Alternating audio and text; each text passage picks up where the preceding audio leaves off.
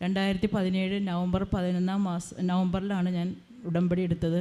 അന്ന് മുതൽ ഈ സമയം വരെ എനിക്ക് ചെറുതും വലുതുമായ ഒത്തിരി അനുഗ്രഹങ്ങൾ തന്നിട്ടുണ്ട്. ഞാൻ ഈ അൾത്താരയിൽ കയറി കുറേ സാക്ഷ്യങ്ങൾ പറഞ്ഞിട്ടുണ്ട്. പക്ഷേ ഇതെനിക്ക് ജീവിതത്തിൽ വിലമതിക്കാനാവാത്തൊരു ഒരു അനുഗ്രഹമാണ് തമ്പുരാൻ തന്നത്. എൻ്റെ മൂത്ത മകൾ എൽന ജോസഫ് 5 വർഷത്തിന് ശേഷം രണ്ടാമത് ഗർഭിണിയായി. ആ സമയത്ത് 7ാം മാസം വരെ സ്കാനിങ്ങിൽ ഒരു കുഴപ്പമുണ്ടായില്ല. 7ാം മാസം സ്കാൻ ചെയ്ത് കഴിഞ്ഞപ്പോൾ കൊച്ച് കോട് ചുറ്റി കിടക്കുകയാണെന്ന് ഡോക്ടർ പറഞ്ഞു. അപ്പോൾ അവൾ സ്കാനിങ് റിസൾട്ട് മേടിച്ചുകൊണ്ട് വന്നു കഴിഞ്ഞപ്പോൾ വായിച്ചു കഴിഞ്ഞപ്പോൾ ഇങ്ങനെ കണ്ട്. അപ്പോൾ ഡോക്ടറുടെ അടുത്ത് ചെന്നപ്പോൾ ഡോക്ടർ അവളോട് പറഞ്ഞ് പേടിക്കണ്ടെന്ന് പറഞ്ഞ്. അവൾ പുറത്തേക്ക് പോയപ്പോൾ ഞാൻ ഡോക്ടറോട് ചോദിച്ച്, ഡോക്ടറെ എന്താ ഇനി അടുത്ത്? ഇപ്പോൾ ഒന്നും ചെയ്യാൻ പറ്റില്ല, ഇടതുവശം ചെരിഞ്ഞ് കിടന്ന് നിങ്ങൾ 1 മിനിറ്റിൽ എത്ര പ്രാവശ്യം അനങ്ങണ്ടെന്ന് നോക്കാൻ പറഞ്ഞു. അങ്ങനെ പ്രസവത്തിൻ്റെ സമയം വരെ ഓരോ ആഴ്ച സ്കാനിങ്ങും കൺസൾട്ടിങ്ങുമായിട്ട് പോയിക്കൊണ്ടിരുന്നു. പ്രസവത്തിന് തലേ ദിവസം അഡ്മിറ്റ് ചെയ്ത്. അപ്പോൾ ആ സമയത്ത് ഉച്ചയ്ക്ക് 2 മണിയായിരുന്നു.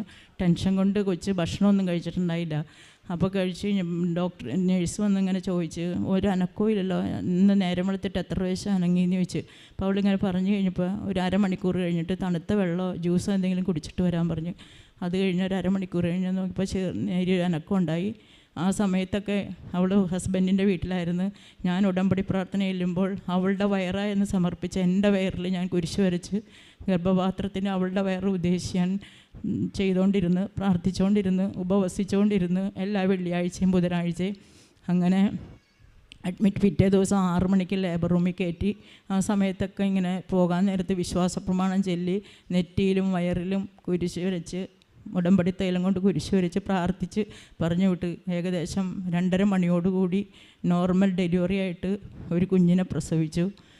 എൻ്റെ കുടുംബത്തിൽ എനിക്ക് 2 പെൺകുട്ടികൾ, എൻ്റെ ഇളയ മോക്ക് 2 പെൺകുട്ടികൾ. അപ്പം ഞാൻ മാതാവിനോട് പറഞ്ഞ്, മാതാവേ ഒരു ആൺതരി ഞങ്ങൾക്കില്ല, തന്നോട്ടോ എന്ന് പറഞ്ഞ് ഇഷ്ടമുണ്ടെങ്കിൽ.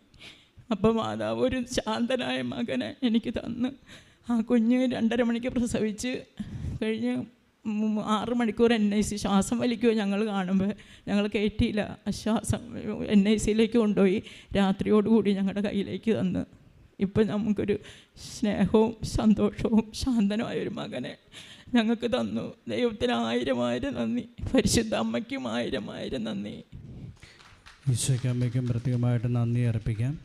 യേശയുടെ പുസ്തകം 66-ാം അധ്യായം 9-ാം തിരുവചനം പറയുന്നത് ഇപ്രകാരമാണ്: കർത്താവ്